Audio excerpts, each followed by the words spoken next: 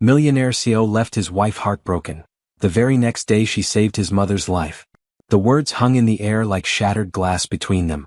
Jessica's voice trembled with a pain so raw it seemed to echo through the marble hallway of their mansion. Your mother almost died yesterday, Mateo. I held her bleeding head in my hands for 15 minutes. I saved her life. Mateo's response came cold and detached, as if discussing quarterly reports rather than his wife's heroic act. And I'm grateful for that, but...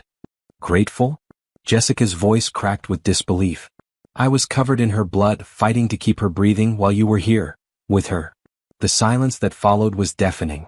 When Mateo finally spoke, his words cut deeper than any physical wound could. Jessica, you don't understand the pressure I'm under. Maybe that was the problem. The woman I fell in love with had fire in her eyes, purpose in everything she did. I don't know when that woman disappeared. Jessica's whispered response would haunt them both forever. She didn't disappear, Mateo. You killed her. Welcome back, Golden Family. I'm overwhelmed by the incredible support from our growing family of storytelling lovers. To my amazing subscribers, thank you for making this channel a sanctuary for those who believe in the power of authentic narratives. Now, let's get back to the story. Jessica Johnson stood in the marble kitchen of their Aspen mansion, her reflection caught in the polished surface of the island she'd helped design.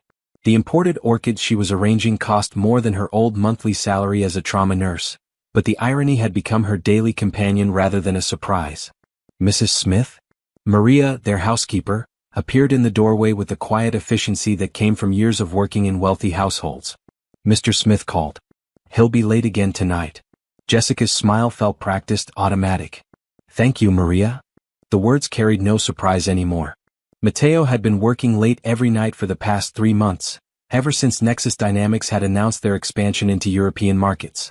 His tech company had made him worth over $50 million when it went public, transforming their lives from struggling startup founders to the kind of people who appeared in business magazines. She wandered through rooms filled with furniture she'd selected but never truly chosen, each piece approved by interior designers who understood the Smith aesthetic better than she understood herself anymore. The awards lining Mateo's study walls told the story everyone wanted to hear: Entrepreneur of the Year, Tech Visionary Under 40, Innovation Leader. Not one mentioned the wife who'd worked double shifts to pay their rent while he coded through the night in their cramped apartment. Her phone buzzed against the granite countertop. A text from Dr. Sarah Kim, her former supervisor at Denver General. Emergency department is hiring. Thought you might want to know. We miss you, Jess. Jessica stared at the message, her finger hovering over the delete button. The hospital felt like another lifetime, when her hands had been steady under pressure and her mind sharp during critical moments. When she'd been someone who saved lives instead of someone who arranged flowers. She deleted the message. The afternoon sun streamed through floor-to-ceiling windows, illuminating dust motes that danced like memories she couldn't quite grasp. This house was everything she'd once dreamed of, spacious, elegant, a testament to success. So why did it feel like the most beautiful prison she'd ever seen? Her reflection in the window showed a woman who looked nothing like the Jessica Johnson who'd once run trauma codes at 3 a.m. Designer clothes had replaced scrubs, manicured nails had replaced hands that bore the small scars of medical work, and carefully styled hair had replaced the practical ponytail that had been her signature for 10 years. The silence in the house felt oppressive, broken only by the soft hum of expensive appliances and the distant sound of Maria preparing dinner for one. Again. Jessica walked through the living room where she'd hosted countless dinner parties for Mateo's business associates, conversations flowing around market projections and acquisition strategies while she smiled and nodded, playing the role of the supportive wife who understood just enough to ask intelligent questions but never enough to challenge the experts. She paused at the grand piano she'd insisted on buying but never learned to play, its polished surface reflecting the crystal chandelier above. When was the last time this house had heard laughter that wasn't performed for guests? When was the last time she and Mateo had shared a quiet evening together without his phone buzzing with urgent messages from Amanda Rodriguez? Amanda. The name had become as familiar as a song played too often on the radio. His business partner and chief technology officer, 28 years old with a Stanford MBA and a brilliant mind for market analysis. Jessica had met her at company events, striking in an effortless way, the kind of woman who commanded rooms without trying, who spoke Mateo's language of algorithms and profit margins fluently. The kind of woman Jessica used to be, before she traded her stethoscope for a social calendar. Her phone buzzed again. This time it was a reminder about the charity board meeting tomorrow, where she'd discuss fundraising strategies for causes she cared about but felt disconnected from. Important work, meaningful work, but work that felt like playing dress-up in someone else's life. Jessica climbed the stairs to their master bedroom, each step echoing in the vast space. The walk-in closet held more clothes than she'd owned in her entire life before Mateo's success. Designer pieces chosen by a stylist who understood the image better than Jessica understood her own preferences. She touched the sleeve of a silk blouse that cost more than she used to make in a week, remembering the simple scrubs that had been her uniform for a decade. Those scrubs had meant something. They'd represented purpose, skill, the ability to make life or death decisions that mattered. Now her most challenging decision was whether to serve the salmon or the beef tenderloin at next week's investor dinner. The bedroom felt cavernous with just her in it, the king-sized bed they'd chosen together now feeling like an ocean of expensive linens and emotional distance. Mateo's side remained perfectly made. He'd been leaving for work before she woke up and returning after she'd fallen asleep, their conversations reduced to logistics and social obligations. She opened her laptop and found herself typing "Nursing Jobs Denver" into the search bar before she could stop herself. Page after page of opportunities appeared. Emergency departments, trauma centers, intensive care units. Places where her skills would matter, where her decisions could save lives, where she could be Jessica Johnson the nurse instead of Mrs. Mateo Smith the accessory. But as quickly as the hope had flared, reality extinguished it. Mateo would never understand. He'd see it as a step backward, a rejection of everything they'd built together. He'd remind her of their social obligations, their image, their responsibilities to the company and the community they'd become part of. She closed the laptop. That evening, Mateo arrived home past 10, his tie loosened and hair disheveled in a way that suggested stress rather than exhaustion.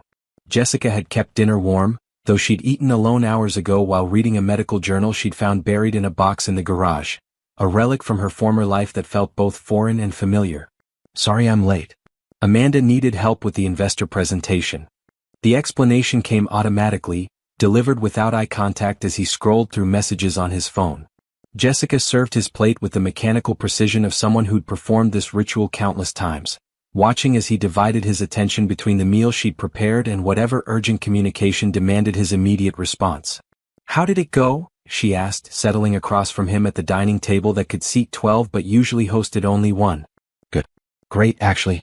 We're looking at a potential $100 million acquisition." He barely glanced up as he spoke, his fingers moving across his phone screen with practiced efficiency. "Amanda thinks we should fly to Silicon Valley next week to meet with their board. Both of you. Obviously. She's handling the technical due diligence." Jessica watched him eat while typing, multitasking through their marriage the same way he multitasked through everything else. When was the last time he'd looked at her, really looked at her, during a conversation? When was the last time they'd talked about anything that wasn't related to his company, his success, his plans? "I was thinking about volunteering somewhere," she said carefully, testing the waters. "Maybe at the hospital. Just part-time." Mateo glanced up briefly, his expression shifting from distraction to mild confusion. "Why would you want to do that? We don't need the money." "It's not about money. I miss helping people. I miss using my skills, feeling like I'm making a difference." "You make a difference. You organized that charity gala last month. Raised $50,000 for children's literacy. That's not the same thing, Mateo." He set down his fork, finally giving her his full attention, though his phone remained within easy reach. "Jessica, we've built something incredible here. Why would you want to go backward to some stressful hospital job when you could be doing so much more? Start a foundation. Join some boards. Make a real impact with the resources we have now." The dismissal in his voice stung more than outright rejection would have. As if her 10 years in emergency medicine had been practice for the real work of being wealthy. As if saving lives was somehow less valuable than attending board meetings and writing checks. "Maybe you're right," she said quietly, though everything inside her screamed in protest. Mateo smiled, the expression warm but distracted as he reached for his phone again. "I know what's best for us, Jess. Trust me." The words echoed in the silence that followed, bouncing off marble surfaces and expensive artwork until they sounded less like reassurance and more like a verdict. Jessica cleared the dishes while Mateo disappeared into his study for another conference call with the Singapore team, leaving her alone with the weight of a life that felt increasingly like a beautiful lie she'd agreed to live. She stood at the kitchen sink, washing dishes that Maria would have handled in the morning, needing the familiar rhythm of ordinary tasks to ground herself in something real. Outside, the lights of Aspen twinkled like stars, beautiful and distant and cold. Inside, the mansion hummed with expensive silence, every room a testament to success that felt more like failure with each passing day. Jessica Johnson had everything she'd once thought she wanted. So why did she feel like she was disappearing, one perfectly arranged day at a time? The doorbell's melodic chime cut through Tuesday morning's silence at exactly 2 p.m. Eleanor Smith never arrived early, never stayed too long, and never failed to bring Jessica's favorite lavender cookies from the bakery across town. Darling. Eleanor's embrace immediately dissolved the tension Jessica had been carrying since her conversation with Mateo the night before. At 58, Eleanor possessed the kind of natural elegance that money couldn't buy. Silver hair always perfectly styled, clothes modest but impeccable, eyes that sparkled with genuine warmth. How are you holding up? Eleanor studied Jessica's face with the practiced eye of someone who'd spent 30 years teaching middle school, someone who could read troubled hearts as easily as she'd once read lesson plans. You look tired. They settled in the sunroom overlooking the garden Jessica had designed herself, the one space in the house that felt truly hers. Eleanor poured tea from the delicate china set she'd given Jessica for their first wedding anniversary, a gift Mateo had dismissed as old-fashioned, but Jessica treasured. Mateo's just busy with the quarterly reports, Jessica deflected, her voice carrying the rehearsed quality of someone who'd given this explanation too many times. The company's expanding into European markets. Eleanor's tone suggested she wasn't buying the corporate speak. She set down her teacup with deliberate precision. And how are you? What are you doing for yourself these days? The question hung in the air like incense, heavy with implications Jessica wasn't ready to examine. What was she doing for herself? Planning dinner parties for business associates who discussed market projections over courses she'd never learned to cook. Coordinating with decorators who transformed their home according to trends she didn't understand. Shopping for clothes she'd wear to events where she'd smile and nod as Mateo's better half. I've been thinking about volunteering, Jessica heard herself say, the words surprising her as much as they seemed to delight Eleanor. Maybe at the hospital. In the emergency department. Eleanor's face transformed, lighting up with the kind of joy Jessica hadn't seen directed at her in months. That's wonderful. You have such a gift for helping people. I remember when Mateo broke his arm skiing, you were the one who kept him calm during the drive to the hospital, not me. You knew exactly what to do, took charge of everything. Mateo thinks it's a step backward, Jessica admitted, her voice barely above a whisper. He says I could make a bigger impact with foundations and board positions. Eleanor leaned forward, her eyes flashing with something Jessica had never seen before, anger. Backward? Jessica, you saved lives. You had skills that mattered, knowledge that made a difference. How is that backward? He says we've built something incredible together. That I should focus on what we have now instead of looking to the past. What you have now. Eleanor's voice carried an edge that made Jessica look up sharply. Darling, what do you have? Really? The question hit like a physical blow. Jessica opened her mouth to list their achievements, the mansion, the success, the social standing, but the words died in her throat. What did she have that was truly hers? I see how he looks at you, Eleanor continued, her voice gentle but firm. Or rather, how he doesn't look at you. When was the last time my son asked about your dreams, your hopes, what makes you happy? Jessica felt tears threatening and blinked them back. He's under a lot of pressure. The company, yes. And Amanda Rodriguez. Eleanor's tone was carefully neutral, but Jessica caught the undercurrent of concern. He mentions her quite often when we talk. She's brilliant, Jessica said automatically. Stanford MBA, incredible mind for business. They work well together. I'm sure they do. Eleanor reached across the table and took Jessica's hand. But what about you and Mateo? When do you work well together? The silence stretched between them, filled with the weight of unspoken truths. Jessica couldn't remember the last time she and Mateo had worked together on anything that wasn't related to his career or their social obligations. When had they stopped being partners and become, what? Employer and employee? Stranger and stranger? Tell me about your nursing days, Eleanor said, changing the subject with the skill of someone who knew when to push and when to retreat. What did you love most about it?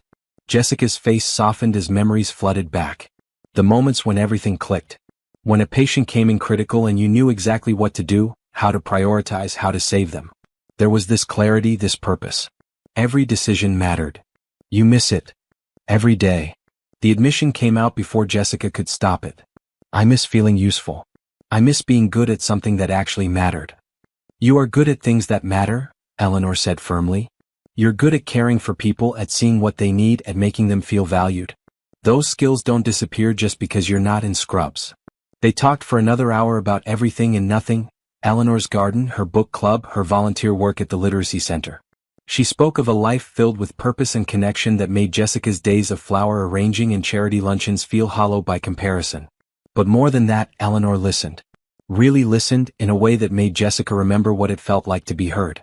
"I should probably start dinner," Jessica said eventually, though she dreaded the thought of another evening eating alone while Mateo worked late.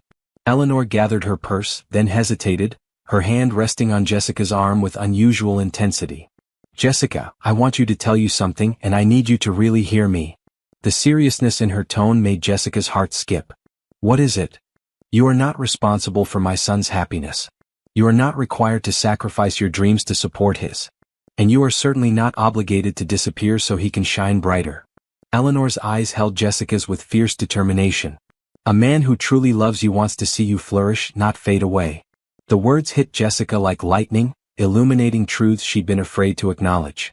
"Eleanor, You'll always be my daughter, no matter what happens," Eleanor continued, her voice thick with emotion. "Blood doesn't make family. Love does. Real love. The kind that sees you, values you, celebrates who you are instead of trying to reshape you into who they think you should be." Jessica felt tears spilling over despite her efforts to contain them. "Why are you telling me this?" Eleanor's smile was sad but determined. "Because I've watched you disappear a little more each time I visit. Because I see how my son treats the most precious gift he's ever received. And because someone needs to remind you that you deserve better." She kissed Jessica's cheek and walked toward the door, then turned back one final time. "That hospital job? Apply for it. Don't ask permission, don't seek approval. Just do it. For yourself." Jessica stood in the doorway watching Eleanor drive away in her modest Honda, the older woman's words echoing in her mind like a battle cry she'd forgotten how to hear. For the first time in months she felt something stirring inside her chest. Not hope exactly, but something close to it. Something that felt like the beginning of remembering who she used to be. That evening, Mateo called at 7 to say he'd be working late again. "Big presentation tomorrow," he explained, his voice distracted. "Amanda and I need to run through the numbers one more time." Jessica hung up and stared at her phone for a long moment. Then she opened her laptop and navigated to the Denver General website. The emergency department job posting was still there, waiting. Her fingers hovered over the keyboard as Eleanor's words played in her mind. "Don't ask permission, don't seek approval. Just do it." For the first time in years, Jessica Johnson began typing her own future instead of arranging someone else's. The application took 2 hours to complete. With each section, education, experience, references, she felt pieces of her old self clicking back into place. Dr. Sarah Kim's contact information. Her certifications still current. Her years of trauma experience still relevant. Skills that had been dormant but not dead. When she hit submit, Jessica felt something she hadn't experienced in years.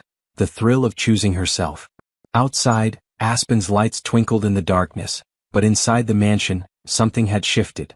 The woman who had spent 5 years arranging imported orchids had just planted the first seed of her own rebirth.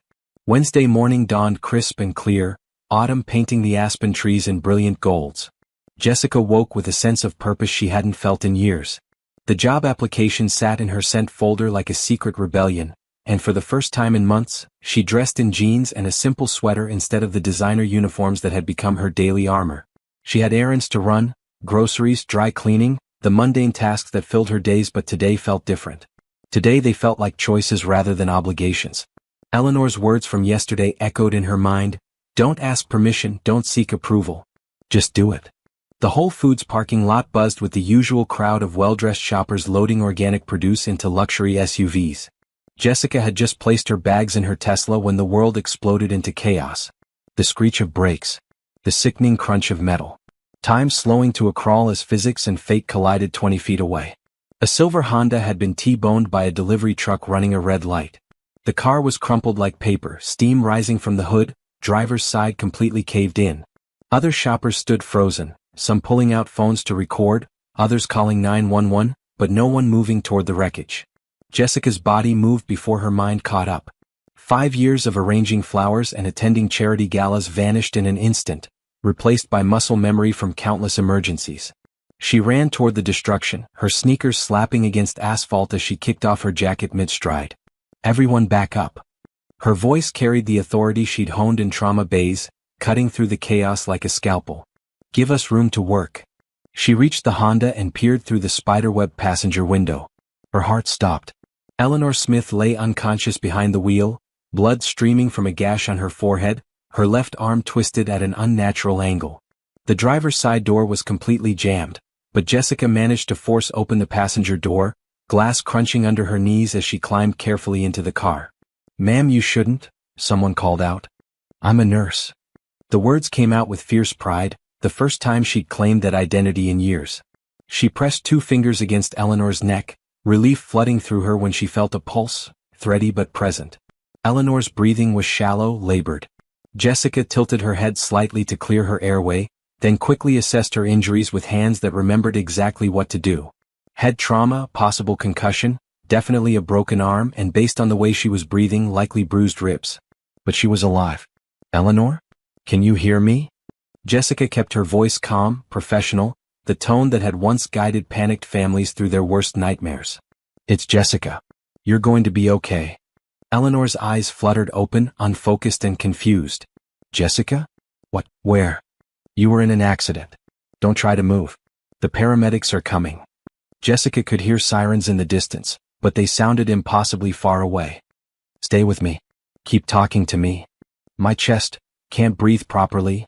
Jessica could see Eleanor's chest rising unevenly. Possible pneumothorax. She needed to keep Eleanor conscious and still until help arrived. Using her jacket, she carefully stabilized Eleanor's injured arm while maintaining pressure on the head wound with a scarf someone handed through the window. "Tell me about your garden," Jessica said, her voice steady despite the chaos around them. "Are the roses still blooming?" The yellow ones," Eleanor whispered, her voice weak but present. "They're beautiful this year. You should see them." "I will. We'll look at them together when you're better." Jessica monitored Eleanor's pulse, watched her breathing, became the anchor that kept her tethered to consciousness.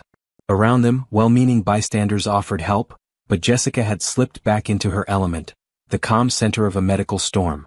"Jessica." Eleanor's voice was barely audible. "The application, did you?" "I submitted it last night," Jessica said, surprised by the steadiness in her own voice. "You were right. I didn't ask permission." Eleanor's lips curved into the faintest smile. "Good girl." 4:15 crucial minutes, Jessica held Eleanor's life in her hands. She monitored her breathing, kept her talking, stemmed the bleeding, and fought off the well-meaning crowd who wanted to help but didn't know how. When the paramedics finally arrived, Eleanor was stable. "Nice work," the lead paramedic said as they prepared Eleanor for transport. He was young, probably fresh out of training, but his eyes held the respect of one professional recognizing another. "You probably saved her life.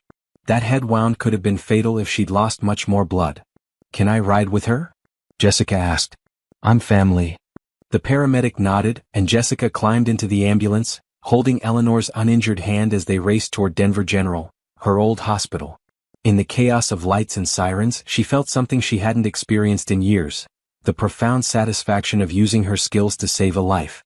The emergency department at Denver General hit Jessica like a wave of nostalgia and belonging. The familiar sounds, monitors beeping, phones ringing, the soft squeak of nurses' shoes on linoleum floors, felt like coming home after a long exile. She provided Eleanor's medical history to the trauma team, explained her medications, became the advocate Eleanor needed while unconscious. Dr. Sarah Kim appeared during Eleanor's examination, her face lighting up with surprise and something that looked like relief. "Jessica? What are you doing here?" "Long story. This is my mother-in-law."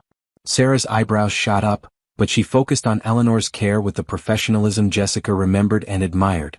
"Severe concussion, broken arm, 3 cracked ribs. She's lucky you were there." 3 hours later, Eleanor was stable in the ICU, her color improved though she still looked fragile with her bandaged head and arm in a sling. Jessica sat beside her bed, watching the monitors that had once been as familiar as her own heartbeat. "You did good today," Sarah said, appearing in the doorway.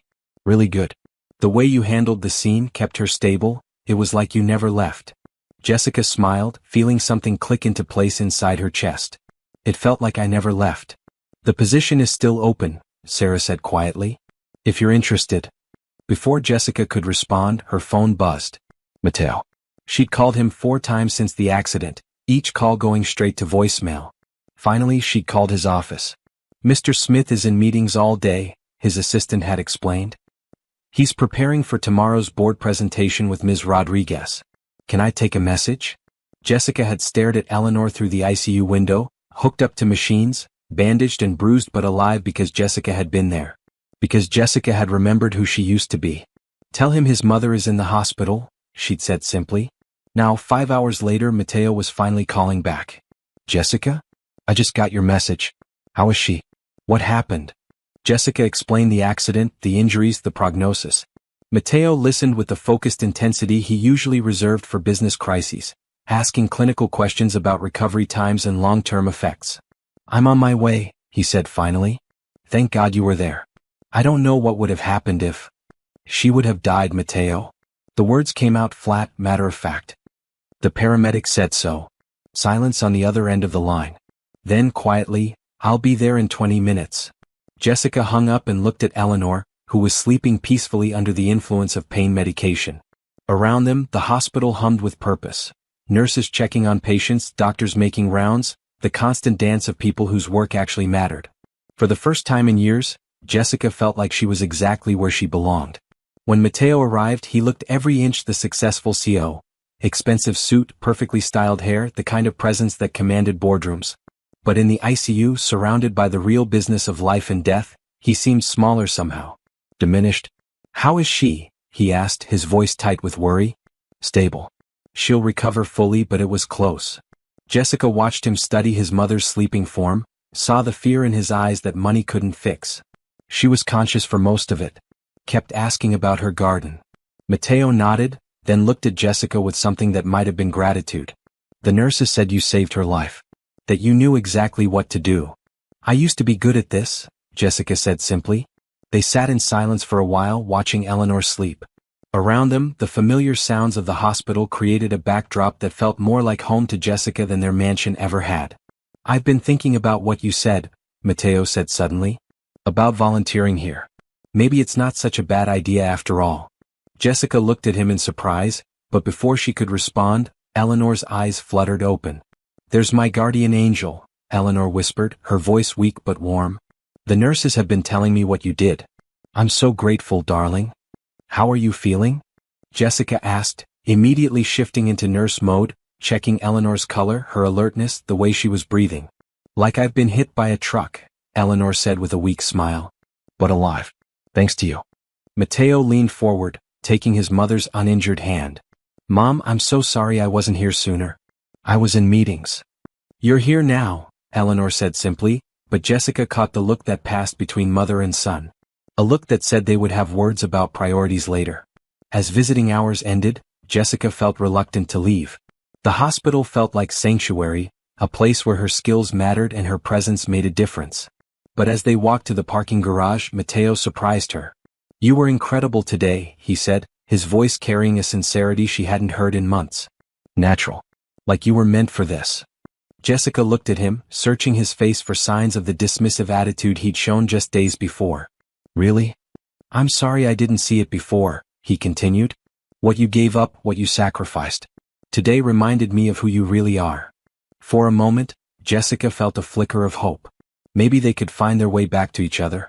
Maybe Mateo could remember why he'd fallen in love with the passionate, driven woman she used to be. "We should talk," she said. "Really talk. About everything." Mateo nodded, then checked his phone. "Tomorrow night? I have this presentation in the morning, but after that, we'll sit down and figure things out." Jessica agreed, feeling something like optimism for the first time in months. As they drove home in separate cars, she allowed herself to believe that saving Eleanor's life might have saved her marriage too. Jessica woke Thursday morning feeling more alive than she had in years. The events at the hospital had reminded her of her purpose, her skills, her value beyond being Mateo's wife. She made coffee and checked her phone for updates from the hospital. Eleanor had slept well and would likely be moved to a regular room that afternoon. Mateo had already left for his board meeting, but he'd left a note on the kitchen counter. "Proud of you yesterday. We'll talk tonight about your volunteer work." Jessica smiled as she dressed, choosing a simple blouse and jeans instead of the designer dresses that had become her uniform. She planned to spend the day with Eleanor, maybe bring some of her favorite books from home.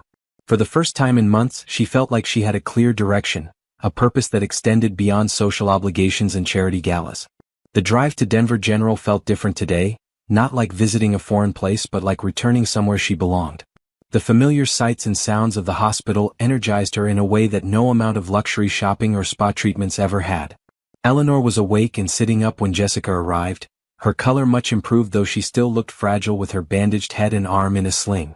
"There's my guardian angel," Eleanor said warmly, her voice stronger than it had been the night before. "The nurses have been telling me what you did. How you took charge of everything, kept me conscious, probably saved my life." They spent the afternoon talking quietly, Eleanor sharing stories from Mateo's childhood that Jessica had never heard. Stories of a boy who'd been curious and kind, who'd once spent his allowance buying flowers for his teacher when she'd had surgery. Jessica tried to reconcile those stories with the man who'd dismissed her dreams so casually. "He wasn't always so focused on success," Eleanor said as if reading her thoughts. "When his father died, something changed in him. He became determined to prove himself, to build something that couldn't be taken away." "I understand ambition," Jessica said. "But somewhere along the way he stopped seeing me as a partner and started seeing me as, I don't know, an accessory to his success." Eleanor reached over and squeezed Jessica's hand with her uninjured one. "Yesterday reminded him who you really are. Give him a chance to remember why he fell in love with you." Around 6 p.m. Eleanor dozed off, and Jessica decided to head home. She was exhausted but fulfilled in a way she hadn't felt in years. The conversation with Mateo couldn't come soon enough. Finally, they would talk about her returning to nursing, about finding a balance between supporting his career and pursuing her own dreams. She turned into their driveway and immediately noticed the unfamiliar car parked beside Mateo's BMW, a sleek red Tesla Model S. Jessica's stomach tightened with recognition. She'd seen that car in the company parking garage, knew exactly who it belonged to. Amanda Rodriguez. Jessica sat in her car for a long moment, staring at the house she'd helped design, watching warm light spill from the windows onto the manicured lawn. Part of her wanted to drive away, to avoid whatever was waiting inside.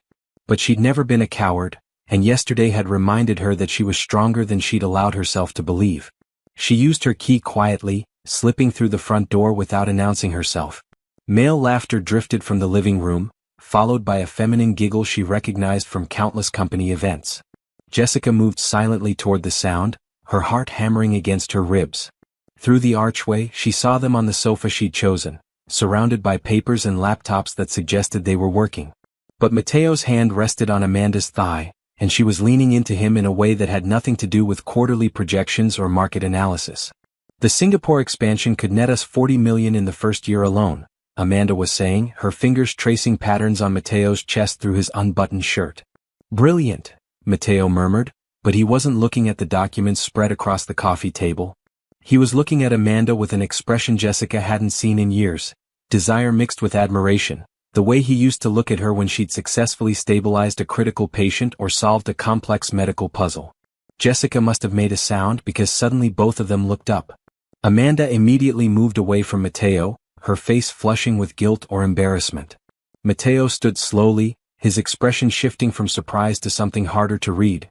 Not shame but resignation, as if he'd been waiting for this moment. "Jessica, you're home early." "Am I?" Her voice sounded strange to her own ears, detached and clinical, the tone she'd once used to deliver devastating diagnoses to families. "It's almost 7 p.m. We were just finishing up the Singapore presentation," Amanda said quickly, gathering papers with shaky hands. "I should go." "Yes," Jessica said calmly, her nurse's training keeping her voice steady even as her world crumbled. "You should." Amanda practically ran from the room, mumbling apologies that sounded hollow in the marble-walled space. Jessica heard the front door close, then the sound of the Tesla's engine starting. She remained standing in the archway, staring at her husband as if seeing him clearly for the first time in years. "How long?" she asked. Mateo loosened his tie, not meeting her eyes.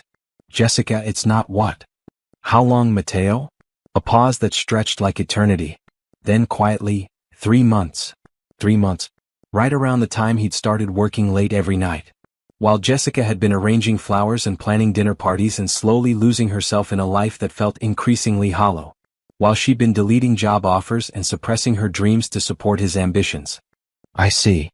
She walked to the bar cart and poured herself a glass of wine with steady hands, muscle memory from countless social events where she played the perfect hostess. Your mother almost died yesterday. I saved her life. And you were here with her. That's not fair. Fair?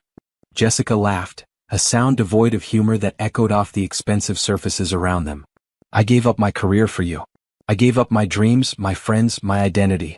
I became whatever you needed me to be. And this is what I get in return. Matteo finally looked at her, and she saw something in his eyes that cut deeper than the affair itself: relief. As if he'd been waiting for this moment, hoping for it, needing it to happen so he could stop pretending. You're right, he said quietly, sinking back onto the sofa. You did give up everything for me. And maybe that was the problem. Jessica felt the words hit her like physical blows. What do you mean? The woman I fell in love with was ambitious, driven, passionate about her work. She had fire in her eyes, purpose in everything she did. Matteo looked up at her with something that might have been pity. I don't know when that woman disappeared, but she's been gone for a long time. She didn't disappear, Matteo. You asked her to leave. Jessica's voice remained steady, but inside she felt something breaking apart, piece by piece. Every time I talked about work, you redirected me to charity galas. Every time I mentioned missing the hospital, you reminded me how much better our life was now. You turned me into this accessory to your success. That's not true. Isn't it?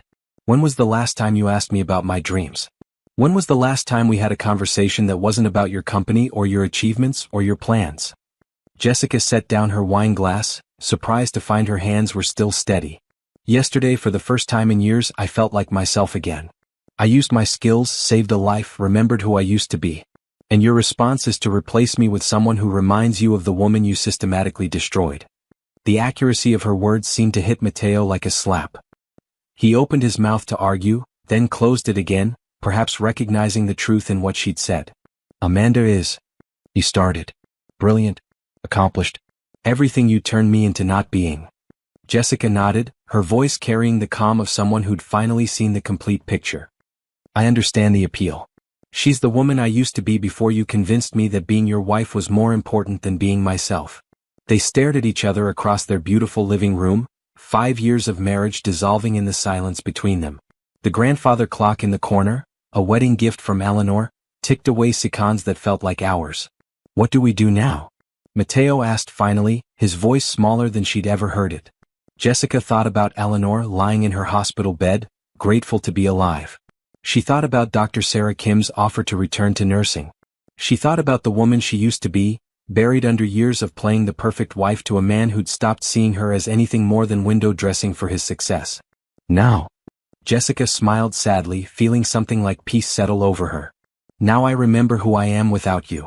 She walked toward the stairs, then paused and turned back. Your mother is being discharged tomorrow morning at 10 a.m. She'll need help at home for at least a week. Someone to cook for her, help her dress, monitor her medications. I assume Amanda has her own mother to take care of, so I guess you'll be handling that yourself. As she climbed the stairs to pack her bags, Jessica heard Matteo's voice behind her, smaller now, almost pleading. Just wait. Can't we talk about this?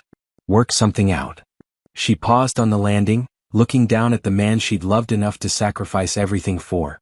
The man who'd just admitted he'd been having an affair for 3 months while she'd been slowly disappearing to make room for his dreams. Some things can't be worked out, Matteo.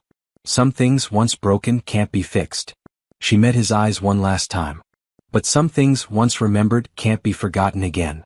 Jessica packed methodically, taking only what she'd brought into the marriage and what she'd earned herself. Her nursing textbooks, still relevant despite the years. Her stethoscope, tucked away in a drawer like a talisman from another life. The few pieces of jewelry that had been gifts from Eleanor rather than Matteo. As she loaded her car, she noticed Matteo standing at the living room window watching her leave. For a moment, she felt a pang of sympathy for him. He was losing a wife, a caretaker, a safe harbor in his ambitious storms. But he was also gaining the freedom to be with someone who shared his language of success and profit margins.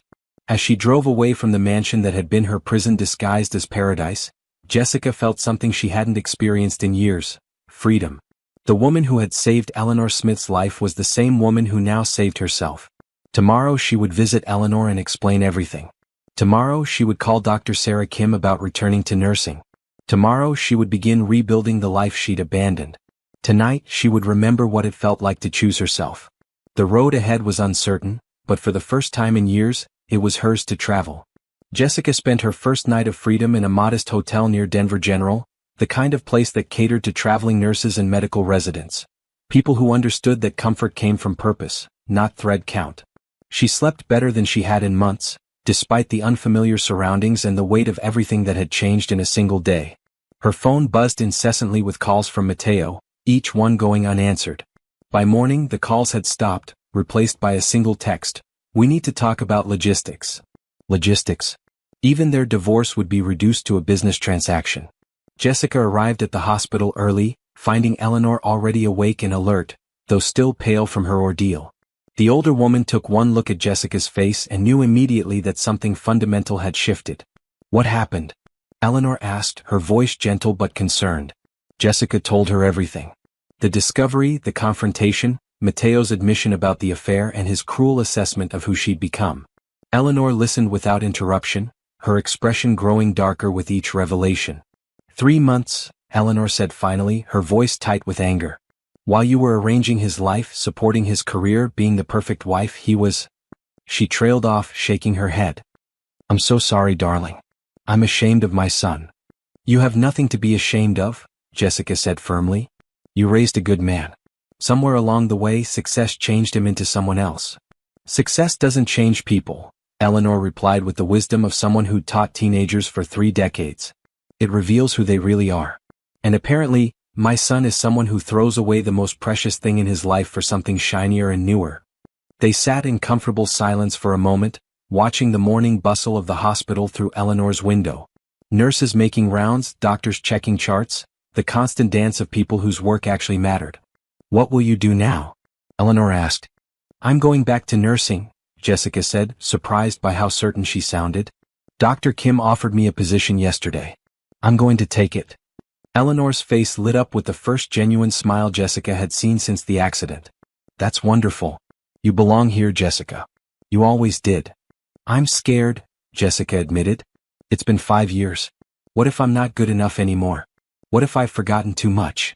"Yesterday proved you haven't forgotten anything that matters," Eleanor said firmly. "Skills can be refreshed, knowledge can be updated. But instinct, compassion, the ability to stay calm under pressure, those things are part of who you are. They can't be taken away no matter how long you've been away." Dr. Sarah Kim appeared in the doorway, clipboard in hand. "Mrs. Smith, you're looking much better today. How's the pain level?" "Manageable," Eleanor replied. "When can I go home?" "This afternoon if you have someone to help you for the first few days. You'll need assistance with daily activities until that arm heals." Jessica and Eleanor exchanged glances. They both knew Mateo was supposed to handle his mother's care, but given the circumstances, that arrangement had become complicated. "I'll take care of her," Jessica said without hesitation. "Jessica, you don't have to," Eleanor started. "Yes, I do. You're my family, Eleanor. That doesn't change because your son is an idiot." Sarah looked between them with curiosity but professional discretion. "Well, that's settled then. I'll get the discharge paperwork started." After Sarah left, Eleanor reached for Jessica's hand. "You don't owe me anything, darling. I understand if you want to make a clean break. You told me yesterday that blood doesn't make family, love does. That works both ways." Jessica squeezed Eleanor's fingers gently. "Besides, someone needs to make sure you follow your medication schedule and don't try to do too much too soon." Eleanor's eyes filled with tears. "I don't deserve you." "Yes, you do. You saw me when your son stopped looking. You reminded me who I was when I'd forgotten. You gave me the courage to apply for that job." Jessica smiled. "Now let me return the favor." That afternoon, Jessica helped Eleanor settle into the guest room of her modest townhouse across town, a space that felt more like home than the mansion ever had. Eleanor's house was filled with books, plants, and photographs that told the story of a life well lived. No marble surfaces or imported orchids, just warmth and authenticity. "This is lovely," Jessica said, arranging Eleanor's medications on the bedside table with the precision of someone who understood their importance. "Much more comfortable than that sterile mansion." "Mateo wanted me to move into one of those luxury senior communities," Eleanor said, settling carefully into her favorite armchair. "All the amenities," he said. "But I like my neighbors, my garden, my independence." "Good for you." Jessica made tea in Eleanor's cozy kitchen, noting the well-worn cookbooks and the herbs growing on the windowsill. This was what a home should feel like, lived in, loved, real. Her phone rang. Mateo again. You should probably answer that, Eleanor said gently. He's worried about me. Jessica reluctantly picked up. Hello, Mateo. Where is she? The hospital said she was discharged, but she's not answering her phone. She's with me. She's fine. With you? Jessica, we need to talk. You can't just disappear with my mother. I didn't disappear with her. I'm taking care of her because someone needs to, and you're apparently too busy with Amanda to handle it yourself. Silence on the other end. Then, that's not fair. Fair stopped being relevant when you decided to have an affair for 3 months while I was sacrificing my dreams to support yours. Jessica, please. Can we meet somewhere? Talk this through like adults. We're talking. Your mother is safe, she's being cared for, and she'll recover fully. That's all you need to know right now. What about us? What about our marriage? Jessica looked at Eleanor, who was pretending to read a magazine while obviously listening to every word. There is no us anymore, Mateo. You made that choice when you chose Amanda. It doesn't have to be over. We can work through this. Some things can't be worked through. Some betrayals are too deep, some damage too complete. Jessica's voice remained steady, clinical. I'll have my lawyer contact yours about the divorce proceedings. She hung up before he could respond. That was hard, Eleanor observed. It was necessary. Jessica sat down across from Eleanor, feeling lighter somehow. I spent 5 years trying to be what he wanted. I'm not going to spend another minute trying to fix what he broke. Over the next few days, Jessica fell into a routine that felt more natural than anything she'd done in years. She helped Eleanor with her physical therapy exercises, managed her medications, cooked simple, nutritious meals. In the evenings they talked about books, gardening, Eleanor's volunteer work at the literacy center. You know, Eleanor said one evening as Jessica helped her into bed, I haven't felt this cared for since my husband died. Mateo visits, but he's always distracted, always checking his phone. You're actually present. This is what I do, Jessica said simply. This is who I am. I know. And I'm grateful my son was too blind to see it. On Friday, Dr. Sarah Kim called with news that made Jessica's heart race with excitement and terror in equal measure. The position is yours if you want it, Sarah said. We can start you on orientation next Monday. It'll be a few weeks of refresher training, but I have no doubt you'll be back up to speed quickly. Jessica looked around Eleanor's kitchen, where she was preparing dinner while Eleanor napped. Through the window she could see the garden Eleanor tended with such care, not perfect like the landscaped grounds of the mansion, but alive, growing, real. I want it, Jessica said. I'll take it. Excellent. Welcome back, Jessica. We've missed you. After hanging up, Jessica felt a surge of emotion so powerful it brought tears to her eyes. She was going back to nursing. She was going to save lives again, use her skills for something that mattered, be the person she was meant to be. Eleanor appeared in the doorway, moving carefully but steadily. Good news? The best news. I start Monday. Eleanor's face lit up with joy. I'm so proud of you, darling. This is exactly where you belong. That evening, as they sat in Eleanor's living room sharing a simple dinner and watching the sunset through windows that didn't cost more than most people's cars, Jessica felt something she hadn't experienced in years: contentment. Not the hollow satisfaction of a perfectly arranged life, but the deep peace that came from being exactly who she was meant to be. Her phone buzzed with another text from Mateo. Amanda and I are flying to Singapore tomorrow. We'll be gone for 2 weeks. Can we talk when I get back? Jessica showed the message to Eleanor, who snorted with disgust. 2 weeks in Singapore with his mistress while his mother recovers from a near-fatal accident. What a prince. He's made his choice, Jessica said, deleting the message without responding. Now I get to make mine. Outside, Eleanor's garden rustled in the evening breeze, imperfect but beautiful, tended with love rather than hired expertise. Inside, 2 women who'd found family in each other planned a future that had nothing to do with marble countertops or imported orchids. Jessica Johnson was finally coming home to herself. 6 months later, Jessica Johnson walked through the automatic doors of Denver General's emergency department, her scrubs crisp, her hair pulled back in the practical ponytail that had become her signature once again. The familiar chaos of a Friday night shift greeted her. Ambulances arriving, families in waiting rooms, the controlled urgency that had once been her natural habitat. Trauma 2 incoming.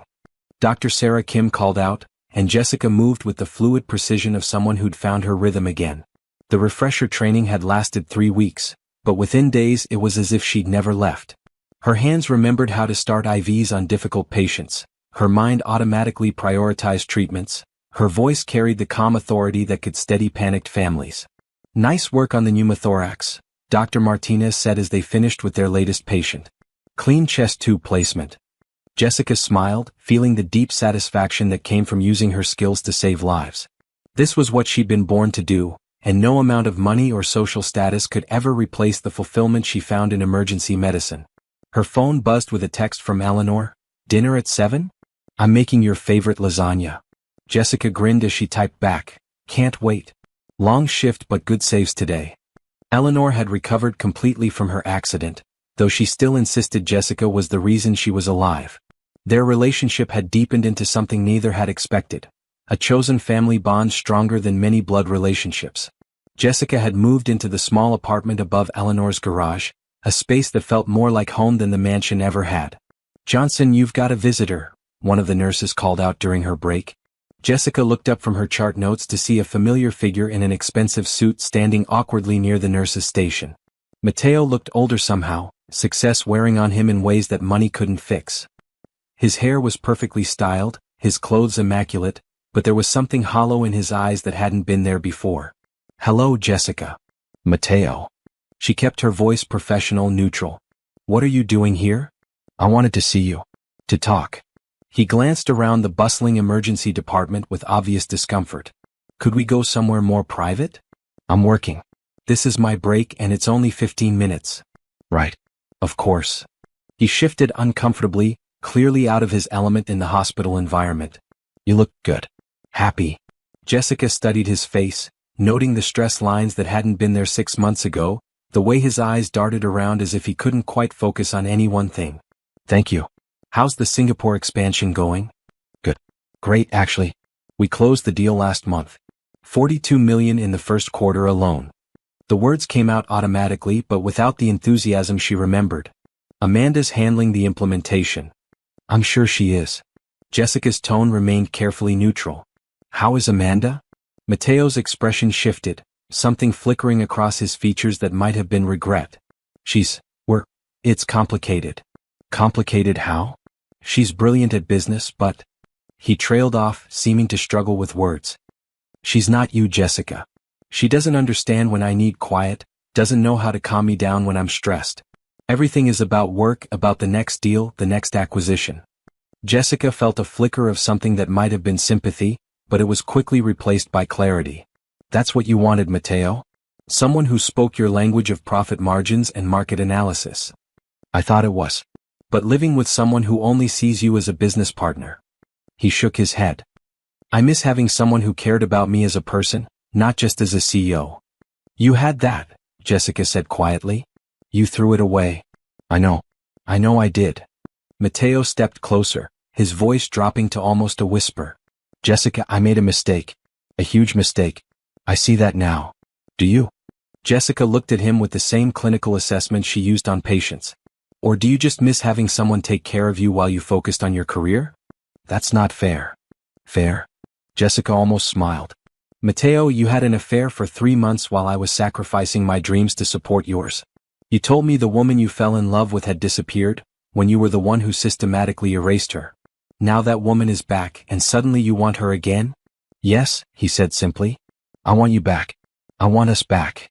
Jessica looked around the emergency department, at the nurses saving lives, the doctors making critical decisions, the families finding hope in the midst of crisis. This was her world now, her purpose, her identity reclaimed. "I'm not the same person who left that mansion 6 months ago," she said finally. "I'm not the woman who arranged flowers and planned dinner parties and disappeared a little more each day. I'm Jessica Johnson, trauma nurse. I save lives. I make decisions that matter. I have a purpose that has nothing to do with being someone's wife." "You could still do that. We could make it work this time. I understand now how important your career is to you." "Do you?" "Because 6 months ago you called it going backward to some stressful hospital job. You said I could make a real impact with foundations and board positions instead." Mateo winced at his own words thrown back at him. "I was wrong. I see that now." "You were wrong about a lot of things." Jessica's voice remained calm, but there was steel underneath. "You were wrong to think I would sacrifice my identity for your success. You were wrong to believe that love meant making myself smaller so you could shine brighter. And you're wrong now if you think I would give up the life I've built to go back to being your accessory. It wouldn't be like that. Things would be different. Would they? Would you be okay with me working 12-hour shifts, coming home exhausted, having blood on my clothes and stories about trauma cases instead of charity galas? Would you be fine with me missing your business dinners because I'm saving someone's life? Matteo opened his mouth to answer, then closed it again. The silence stretched between them, filled with the sounds of the hospital around them. Monitors beeping, phones ringing, the constant hum of people doing work that mattered. I thought so, Jessica said gently. Matteo, you don't miss me. You miss the idea of me. You miss having someone who made your life easier while asking for nothing in return. But that woman is gone and she's never coming back. Jessica, please? My break is over. She stood up, smoothing her scrubs. I have patients to see, lives to save. Real work to do. As she walked away, Matteo called after her. What about us? What about everything we built together? Jessica paused and turned back one final time. We didn't build anything together, Matteo. You built a successful company while I built a life around supporting you. Now I'm building something for myself, and it's the most beautiful thing I've ever created. She left him standing in the hallway, looking lost and out of place among the controlled chaos of people whose work actually saved lives. That evening, Jessica sat in Eleanor's kitchen, sharing stories from her shift over homemade lasagna. Eleanor listened with the engaged attention of someone who genuinely cared, asking questions about procedures and patients, celebrating Jessica's successes as if they were her own. Matteo came to see me today, Jessica mentioned as they cleared the dishes. Eleanor's hands stilled. Did he? What did he want? Me back, apparently. He says Amanda is too focused on business, that he misses having someone who cared about him as a person. And what did you tell him? That the woman he's looking for doesn't exist anymore. That I'm not interested in going backward to a life that was slowly killing me. Eleanor smiled with fierce pride. Good for you. You've worked too hard to rebuild yourself to let him tear you down again. He looked diminished somehow. Success without substance, you know? All the money and achievements in the world, but no real connections, no authentic relationships. That's what happens when you choose ambition over love, profit over people. Eleanor poured them both tea from her favorite pot. He made his bed with Amanda. Now he gets to lie in it. I almost felt sorry for him, Jessica admitted. Almost. Compassion is one of your greatest strengths, darling. But don't let it cloud your judgment. You found your way back to yourself. Don't let anyone, not even my son, convince you to lose yourself again. Later that night, Jessica sat in her small apartment above Eleanor's garage, looking through the nursing journals she'd subscribed to, planning her continuing education courses. Her life was smaller now in terms of square footage and bank account, but infinitely larger in terms of purpose and authenticity. Her phone buzzed with a text from Dr. Kim. Excellent work today. The family of the car accident victim wanted me to thank you specifically. You saved their daughter's life. Jessica smiled, feeling the deep satisfaction that came from making a real difference.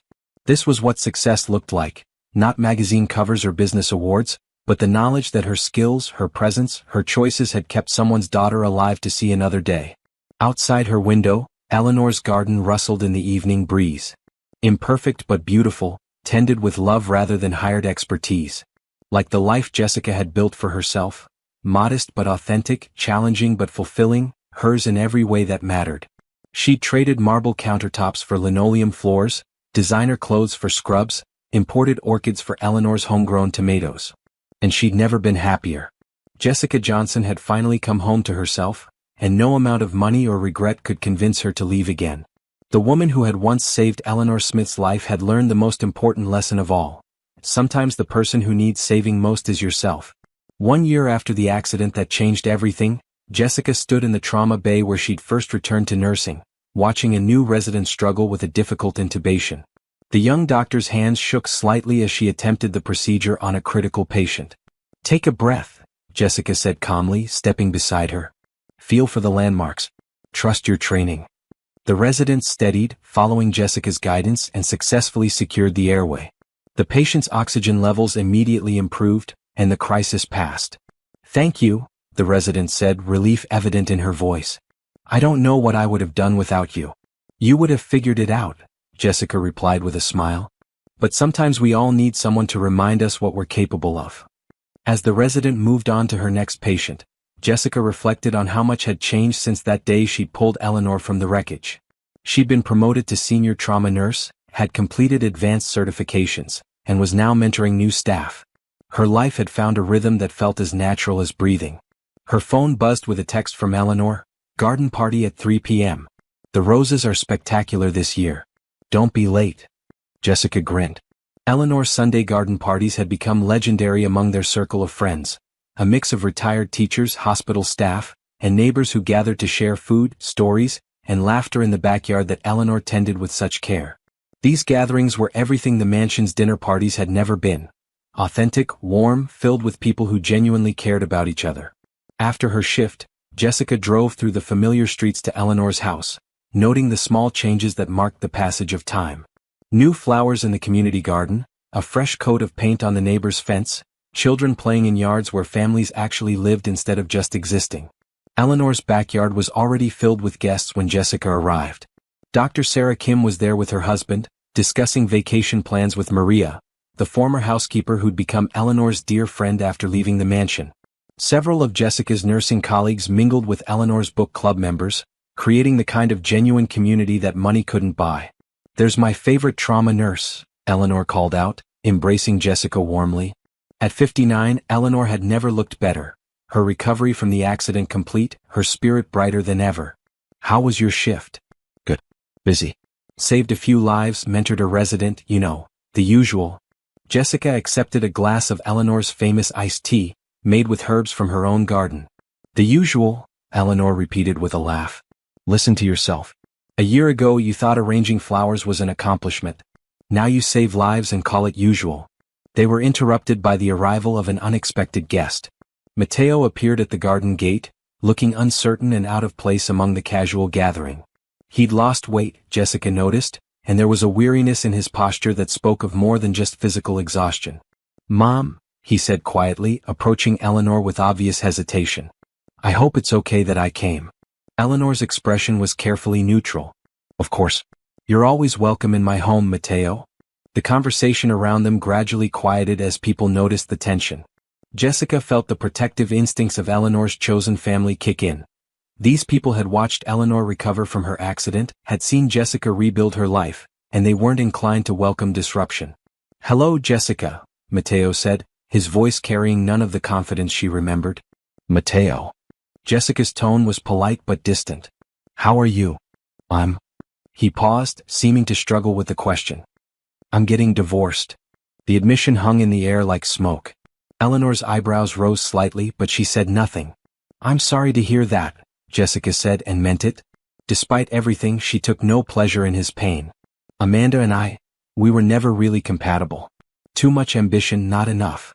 He gestured helplessly. "Not enough heart, I guess." "I see." Jessica sipped her tea, waiting for him to continue. "I've been thinking a lot about what you said. About building something real versus just building success." Matteo looked around the garden, taking in the genuine warmth of the gathering. "This is what I was missing, isn't it? This sense of community, of belonging. This is what happens when you prioritize relationships over profit margins," Eleanor said quietly. "When you invest in people instead of just portfolios." Matteo nodded, accepting the gentle rebuke. "I know I have no right to ask, but could we talk? Just for a few minutes?" Jessica looked at Eleanor, who gave an almost imperceptible nod. "5 minutes," Jessica said. "Then I'm coming back to enjoy the party." They walked to a quiet corner of the garden, away from the other guests but still visible to Eleanor's protective gaze. "I know you'll never forgive me," Matteo began. "I know I destroyed something beautiful, something irreplaceable. But I need you to know that I understand now what I lost." "Do you?" Jessica asked. "Because a year ago you told me the woman you fell in love with had disappeared. Now you're here saying you miss her. Which is it, Matteo?" "Both," he said simply. "I fell in love with your passion, your strength, your sense of purpose. Then I spent 5 years systematically destroying those qualities because they threatened my need to be the center of attention. When you disappeared into the role of perfect wife, I convinced myself that was what I wanted. But what I really wanted was for you to be extraordinary while making me feel like I was the reason for your extraordinariness." The honesty in his admission surprised Jessica. "That's a very accurate assessment." "Therapy," Matteo said with a rueful smile. "Turns out success doesn't cure narcissism." "Who knew?" Despite herself, Jessica almost smiled. "And what do you want now?"